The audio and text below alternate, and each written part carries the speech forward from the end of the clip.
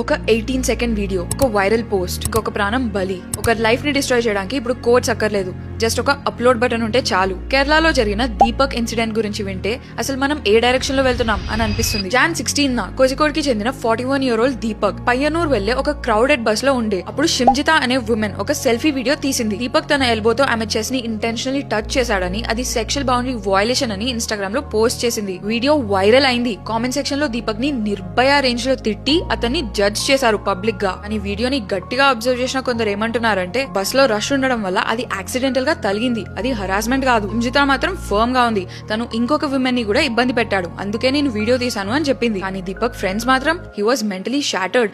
Video తీస్తున్నట్టు కూడా తెలియదు దీపక్ కి. తను ఇన్నోసెంట్ కాబట్టే లీగలీ డిఫమేషన్ కేసు వేద్దామని అనుకున్నాడు అని అంటున్నారు. కానీ కోర్ట్ కి వెళ్లే టైం దీపక్ కి దొరకలేదు. జాన్ 18 వీడియో వైరల్ అయిన 48 hours లోనే దీపక్ తన ఇంట్లో డెడ్ బాడీగా దొరికాడు. పోలీస్ అతను సూసైడ్ చేసుకున్నాడు అని సస్పెక్ట్ చేస్తున్నారు. ఒక్క వైరల్ వీడియో నిజమేంటో తెలియకుండానే ఒక middle age man career and life 2 రోజుల్లో ఎండ్ అయిపోయింది. మనం 21st centuryలో ఉన్నాం. విమెన్ సేఫ్టీ ప్రయారిటీ, డౌటే లేదు. కానీ వైరల్ ఫేమ్ కోసం ఒకరిని హరాస్ చేసి, జడ్జ్ చేసి సూసైడ్ వరకు తీసుకెళ్లడం హ్యూమానిటీ అనిపిస్తుందా? దీపక్ డెత్ కి కారణం ఆ వీడియోనా, లేదా దాన్ని షేర్ చేసిన మన స్పీడా? ఏ డిస్ట్రిక్ట్ అయినా, ఏ స్టేట్ అయినా, ఏ కంట్రీ అయినా న్యూస్ ఇలా జరగగానే అలా తెలవాలంటే డౌన్లోడ్ చేసుకోండి వే2న్యూస్ యాప్.